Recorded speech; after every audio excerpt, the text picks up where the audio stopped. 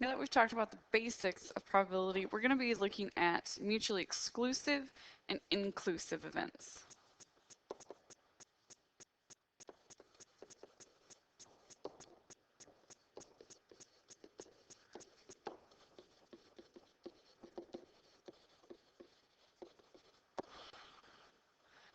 So mutually exclusive events are two events that occur at the same time, but they do not have an overlap.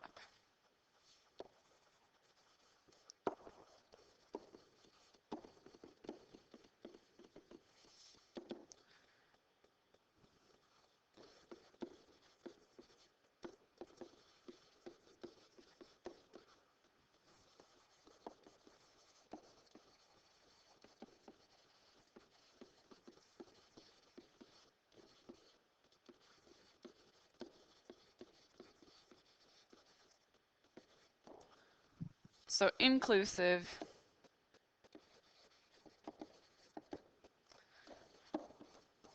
two events that occur at the same time and have an overlap.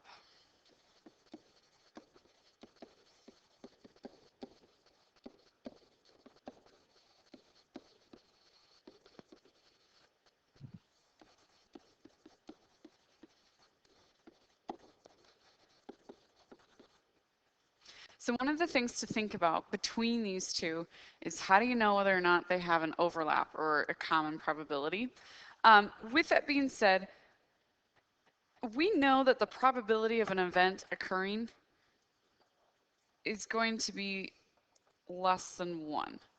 And I say that, well, I shouldn't say less than 1. It is generally less than 1 because with a probability it either happens or it doesn't. So then you've got to, you have the total number of ways, you know, when we're looking at the probability, and so it's going to have to equal 1 when you add those two together because they have to mesh together. It's like a puzzle piece. Okay, so looking at this, what are we talking about here with mutually exclusive? Okay, so with mutually exclusive, let's say that we want a die is tossed. What is the probability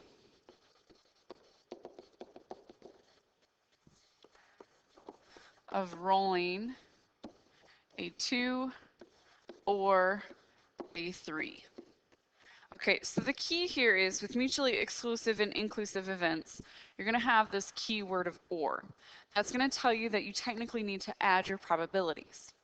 So the probability of rolling a 2 is 1 over 6.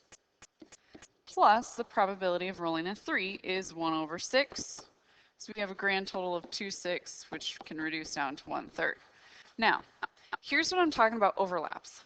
If I roll a 2, then I obviously cannot roll a 3. So within this probability and within this probability, I do not have numbers that could be rolled that are similar. Okay, so let me show you an example that would be. A die is tossed.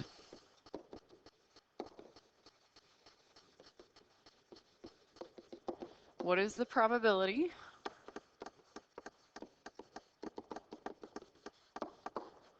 of rolling a factor of 4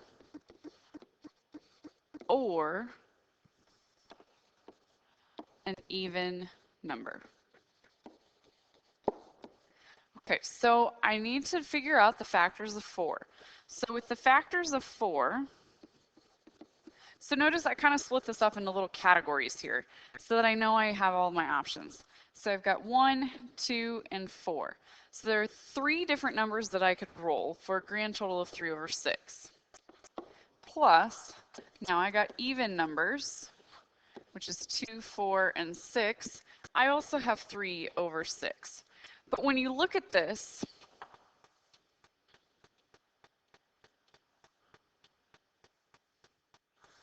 the 2 and the 4 are actually listed twice. So what we're saying with overlap is that I've counted the 2 and the 4 within the factors of 4, and I've also counted the 2 and the 4 within the evens. So it's like I've double counted them. Okay, so that's where this subtraction comes into play with an inclusive, because I need to subtract off the overlap. So it would be like if I were to just take off this 2 and 4. So I'm subtracting off 2 over 6. So I've got 3 6 plus 3 6 gives me 6 over 6, minus 2 6 gives me 4 6. Reduce that to 2/3. Remember, when you're adding fractions, the denominators have to be the same. You do not add the denominators, you add the numerators. Okay, so I'm going to give you one more example here.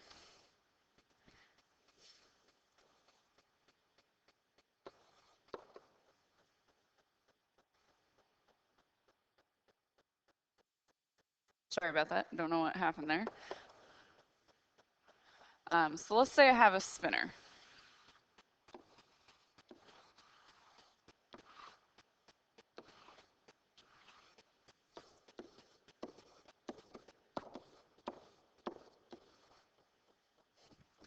Okay, I want the probability of spinning an even or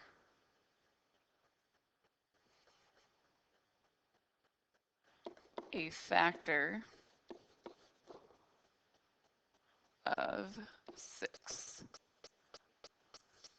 Okay, so my even, I have 8 total options here, and I've got 2, 4, 6, 8, so that would give me 4 over 8, plus, now I need my factors, 1, 2, 3, 6, so that's again 4 over 8, and I have an overlap. I can see that the 2 and the 6 are overlapped, so I can subtract off 2 over 8. I got 8 minus 2 gives me 6 over 8 for a grand total of 3/4. So looking at this, like I said, I list out the numbers or whatever it is that I'm trying to get towards. I list them out so it's easier for me to see where my overlap could potentially be by seeing, okay, the 2 and the 6 overlap here.